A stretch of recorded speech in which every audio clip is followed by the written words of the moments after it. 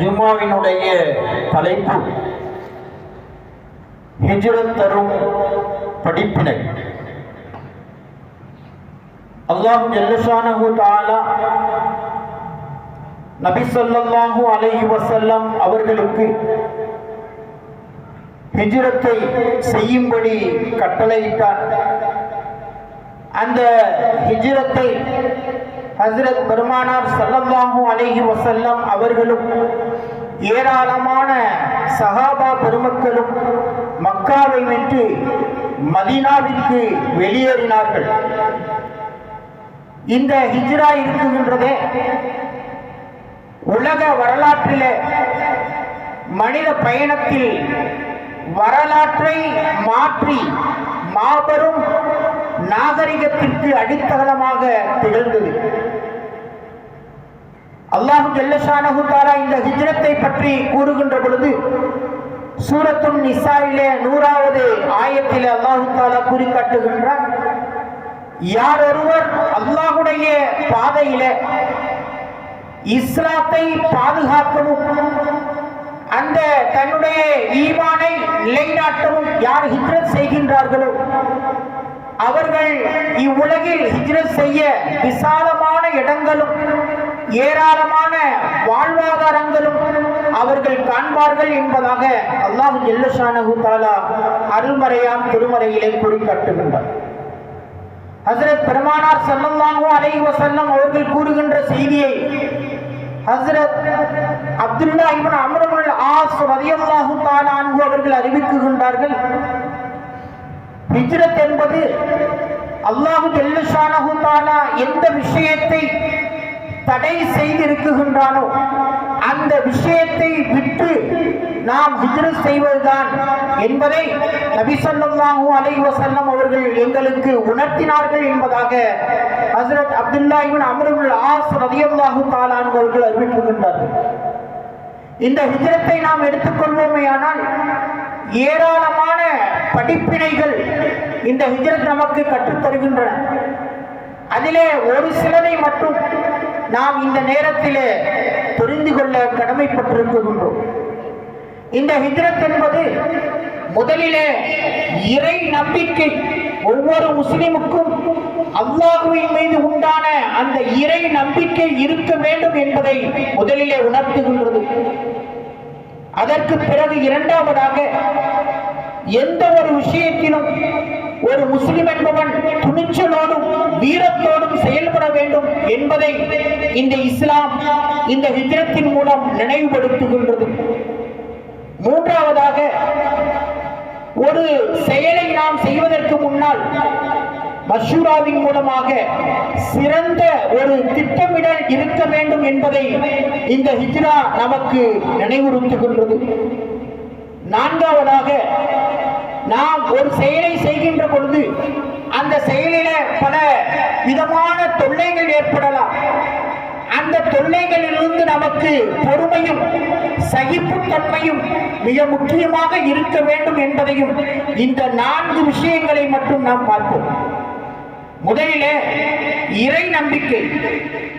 ஹஜ்ரத் நபி பெருமானார் ஸல்லல்லாஹு அலைஹி வஸல்லம்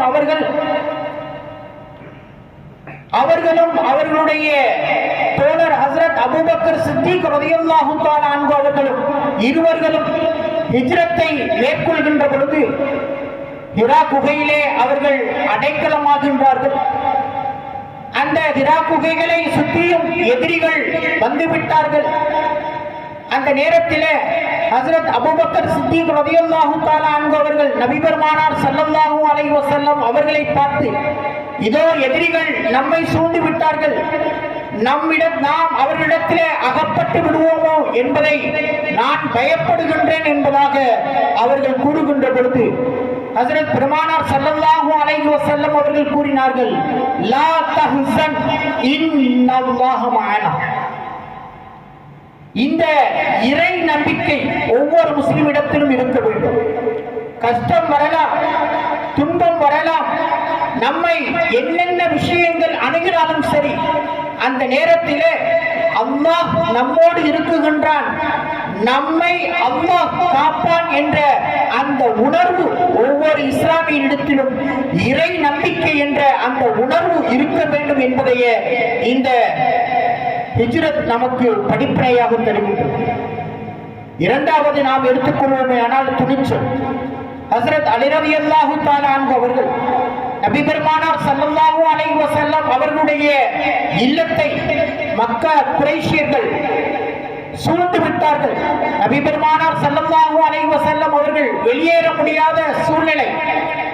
அவர்கள் அந்த படுக்கையிலே இருக்குகின்ற பொழுது அந்த நேரத்திலே அவர்கள் ஆலோசனை செய்து ஹஜ்ரத் அலி ரலியல்லாஹு தஆலா அவர்கள் கூறுகின்றார்கள், நீங்கள் இவர்களை விட்டும் சென்று விடுங்கள், உங்களுடைய படுக்கையிலே நான் படுத்துக் கொள்கின்றேன் என்பதாக ஹஜ்ரத் அலி ரலியல்லாஹு தஆலா அவர்கள் கூறி நபி ஸல்லல்லாஹு அலைஹி வஸல்லம் அவர்கள் வெளியேறினார்கள். அந்த துணிச்சலும் வீரமும் ஹஜ்ரத் அலி ரலியல்லாஹு தஆலா அவர்களை போன்று ஒவ்வொரு முஸ்லிமின் இடத்திலும் எந்த ஒரு சோதனையாக இருந்தாலும் சரி, நமக்கு ஏதாவது ஒரு நேரத்திலே ஆபத்து சூழ்கின்ற பொழுது நமக்கு வணக்க வழிபாடுகள் செய்ய முடியாத நிலை ஏற்படுகின்ற பொழுது அந்த துணிச்சலும் வீரமும் ஒவ்வொரு இஸ்லாமிய இடத்திலும் இருக்க வேண்டும் என்பதை இந்த ஹிஜ்ரா நமக்கு நினைவுறுத்துகின்றது. மூன்றாவதாக நாம் எடுத்துக்கொள்வோமேயானால் சிறந்த திட்டமிடல். ஹஜ்ரத் நபி பெருமானார் ஸல்லல்லாஹு அலைஹி வஸல்லம் அவர்கள் பல சோதனைகளை மேற்கொள்கின்றார்கள். அந்த சோதனைகளில் இருந்து நாம் எப்படி தப்பிப்பது என்பதாக நினைக்குகின்ற பொழுது ஹிஜ்ரத் செய்ய வேண்டும் என்பதை அவர்களுக்குள்ளே அவர்கள் ஒரு ஆலோசனை செய்து நாம் இங்கிருந்து இடம்பெயர்ந்து விடுவோம், அல்லாஹ்வுடைய அனுமதியை எதிர்பார்ப்போம் என்பதாக அவர்களுக்குள்ளே சிறந்த ஒரு திட்டமிடலை ஏற்படுத்திதான் ஹஜ்ரத் நபி பெருமானார் ஸல்லல்லாஹு அலைஹி வஸல்லம் அவர்களும் மற்ற சஹாபாக்களும் சிறந்த திட்டமிடல் இருந்ததினால்தான் இந்த ஹிஜ்ரா இன்றளவிலும் மிகப்பெரிய ஒரு வரலாற்றை பொதிந்ததாக இருக்குகின்றது என்பதை இந்த விஷயங்களில் இருந்து நம்மால் காண முடிகின்றது. நான்காவதாக நாம் எடுத்துக்கொள்வோமேயானால் பொறுமை, சகிப்புத்தன்மை. எல்லா விஷயங்களிலும் ஹஜ்ரத் அபூபக்கர் சித்திக் ரலியல்லாஹு தஆலா அன்ஹு அவர்களை நாம் எடுத்துக்கொள்வோமேயானால் எப்பொழுது ஹிஜ்ரத் செய்ய வேண்டும் என்ற அறிவிப்பு வரும் என்பதாக அவர்கள் காத்துக்கொண்டே இருந்தார்கள்.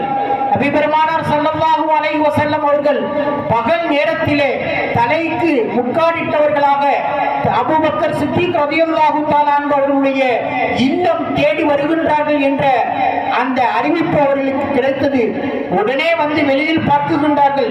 எந்த நேரத்திலும் இரவில் வரக்கூடிய நபி பெருமானார் ஸல்லல்லாஹு அலைஹி வஸல்லம் அவர்கள் இன்று பகலிலே வந்திருக்கின்றார்களே என்ற அந்த உணர்வோடு அவர்களிடத்திலே கேட்குகின்றார்கள். உடனே புறப்படுங்கள் என்பதாக ஹஜ்ரத் அபூபக்கர் சித்திக் ரலியல்லாஹு தஆலா அன்ஹு அவர்களுக்கு நபி பெருமானார் ஸல்லல்லாஹு அலைஹி வஸல்லம் அவர்கள் கட்டளையிட்டார்கள். இப்படித்தான் இந்த ஹிஜ்ரத்தினுடைய துவக்கம் நிகழ்ந்தது என்பதை நமக்கு சரித்திரங்கள் கூறி காட்டுகின்றது. அல்லாஹ் ஜல்ல ஷானஹு தஆலா மேலும் ஒரு உபகாரத்தை அவர்களுக்கு வைத்திருந்தான். மதீனா வருகின்ற பொழுது மிகப்பெரிய ஒரு வரவேற்பை அவர்கள் அடைந்தார்கள். அத்தனை முஸ்லிம்களும் மற்ற முஸ்லிம்களுக்கு சகோதரர்களாக அவர்கள் ஆக்கிக் கொண்டார்கள். தன்னுடைய சொத்திலே, தன்னுடைய சுதந்திரிலே மற்றவர்களுக்கும் அவர்கள் பங்கிட்டுக் கொடுத்தார்கள்.